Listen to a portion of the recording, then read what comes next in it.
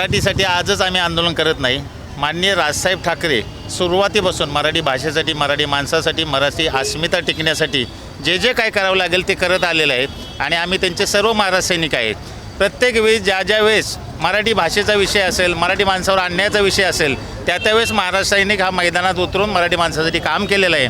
आणि आज ज्या प्रकारची परिस्थिती संपूर्ण मुंबई शहरातच नव्हे तर संपूर्ण महाराष्ट्रामध्ये आहे, येथील मराठी माणसाचा व्यवसाय, रोजगार हा कुठंतरी कमी होत चाललेला आहे.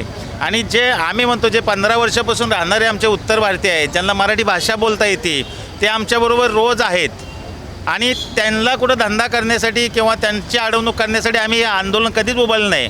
याचा मागचा एकच उद्देश आहे, ज्यांना RTO डिपार्टमेंटकडनं मराठी भाषा येते म्हणून परमिट दिली गेली आणि त्यांना आज मराठी भाषा बोलायला सांगितली तर येत नसेल, तर यामध्ये मोठ्या प्रमाणात भ्रष्टाचार झालेला आहे. आणि हा कुठंतरी मराठी माणसावर किंवा मराठी रिक्षा चालकावर अन्याय होत आहे. हा कुठंतरी बंद झाला पाहिजे. ह्यासाठी आंदोलन हे सर्व मुंबईभर चालू आहे. आणि त्याच पद्धतीचा आम्ही आज चेंबूर विधानसभेतसुद्धा हा कार्यक्रम घेतलेला आहे.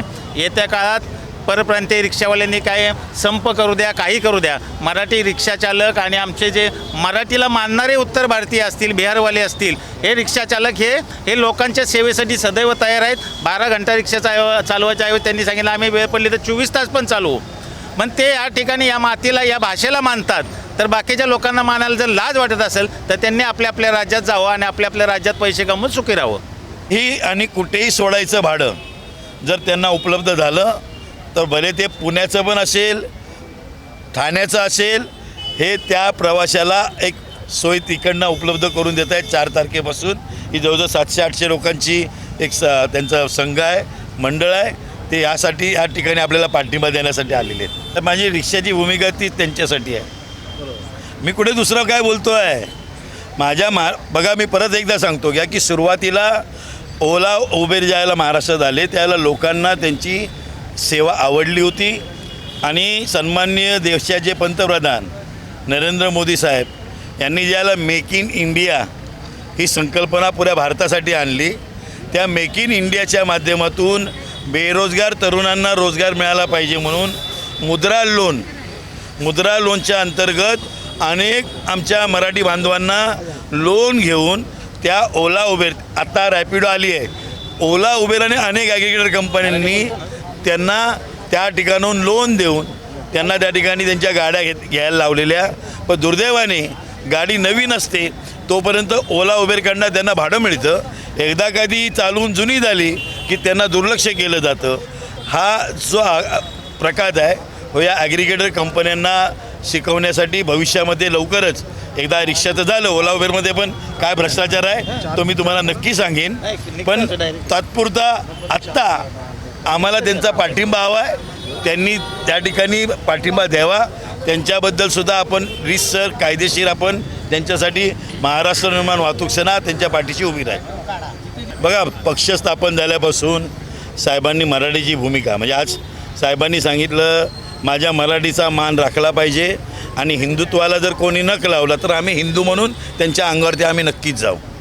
आम्ही हिंदुत्व सोडलेलं नाही आहे. आम्ही मराठी आहोत तर आम्ही हिंदूसुद्धा आहोत. परंतु हिंदू म्हणून आमच्या रोजीरोटीवरती या महाराष्ट्राच्या हक्कावरती हिंदू म्हणून ते काल सन्मान्य आमचे या इकडचे पूर्वीचे नारायण राणेंचे चिरंजीव नितेश राणे बोलले की हिंदुत्वामध्ये फूट पाडतायत. आयुष्यामध्ये ठाकरे कुटुंबाने हिंदुत्व जेवढं जपलं तेवढं महाराष्ट्रामध्ये कोणी नाही. आज मग भोंग्याचं आंदोलन असेल, ज्यावेळेला आपल्या महिला पोलिसांवरती ज्या पद्धतीने तिथे आझाद मैदानावरती त्यांच्या अंगावरती हात टाकेपर्यंत जी मदत गेली होती त्याला फक्त कुठच्याही राजकीय पक्षाने, हे आता मंत्री महोदय आता गेले इकडनं तिकडे फिरत आहेत, तर त्यांना म्हणायचं की हिंदुत्वाची भाषा ही राज ठाकरेंना किंवा ठाकरे कुटुंबियांना तुम्हाला शिकवायची गरज नाही.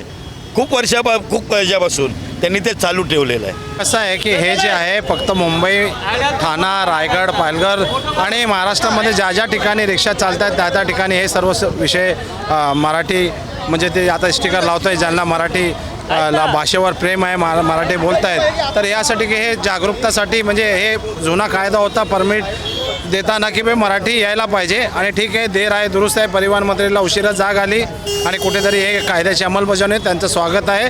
आणि 4 तारखेला जे काय आंदोलन होणार आहे जर ते विरोधक करणार आहे तर त्यांचा आम्ही परिवहन कमिशनरकडे मागणी केली आहे. जर जे कोण या आंदोलनमध्ये रिक्षा बंद करण्यामध्ये टॅक्सी बंद करण्यामध्ये सामील असेल त्यांचे लायसन्स बॅज त्यांचे परमिट हे रद्द करण्यात यावे अशी आम्ही मागणी पण केलेली आहे. जयस्वाल अनुरुद्ध जयस्वाल बोलतो मी. आणि मला इथे राहून 40 वर्ष झालं आहे. मी इथे मुंबईमध्ये राहतो आहे. मी मनसेचे बी कार्य करतो. मी फिरतो आणि मला 40 वर्ष झालेलं आहे राहून इथे. महाराष्ट्र मनसेमध्ये राहतो. मी कार्यामध्ये पण जातो, राष्ट्रीय मनसेमध्ये पण जातो, सभामध्ये जातो. कुठे पण जे काम कार्यकारी असेल मी जातो तिकडे.